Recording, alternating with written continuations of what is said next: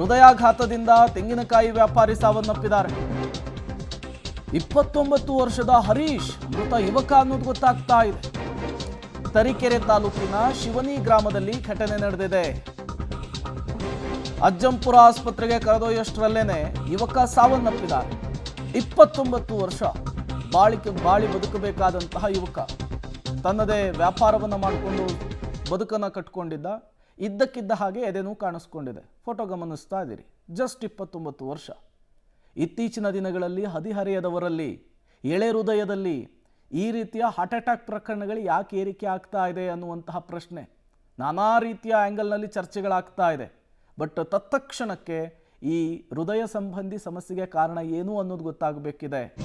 ಪದೇ ಪದೇ heart ಅಟ್ಯಾಕ್ನಿಂದ ಸಾವನ್ನಪ್ಪರನ್ನ control ಮಾಡುವಂತಹ ಕೆಲಸ ಆಗಬೇಕಿದೆ. ಹೃದಯಾಘಾತಕ್ಕೆ ಕಲಬುರಗಿಯಲ್ಲೂ ಕೂಡ ವ್ಯಕ್ತಿಯೊಬ್ಬರು ಬಲಿಯಾಗಿದ್ದಾರೆ. ಸಂತೋಷ್ ಇಂಡಿ ಅಂತೇಳಿ 35 ವರ್ಷ ಹಾರ್ಟ್ ಅಟ್ಯಾಕ್ನಿಂದ ಸಾವನ್ನಪ್ಪಿದ್ದಾರೆ. ಆಳಂದ ತಾಲೂಕಿನ ಲಿಂಗನವಾಡಿ ಗ್ರಾಮದ ನಿವಾಸಿ ಇವರು ಅಂತೇಳಿ ಗೊತ್ತಾಗ್ತಿದೆ. ಜಮೀನಿನಲ್ಲಿ ಕೆಲಸ ಮಾಡ್ತಾ ಇದ್ದು ಕುಸಿದು ಬಿದ್ದಿದ್ದಾರೆ ವ್ಯಕ್ತಿ. ಸ್ಥಳೀಯ ಆಸ್ಪತ್ರೆಗೆ ಕರೆದುಕೊಂಡು ಹೋಗುವಂತಹ ಸಂದರ್ಭದಲ್ಲಿಯೇ ಸಾವನ್ನಪ್ಪಿಟ್ಟಿದ್ದಾರೆ.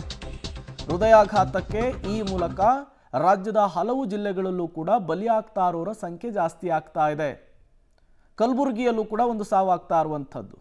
ಅದು ಕೂಡ ಫಿಟ್ ಆ್ಯಂಡ್ ಫೈನ್ ಆಗಿರುವಂತಹ ವ್ಯಕ್ತಿ. ನೀವು ಕೂಡ ಆತನ ಫೋಟೋವನ್ನು ಗಮನಿಸ್ತಾ ಇದ್ದೀರಿ.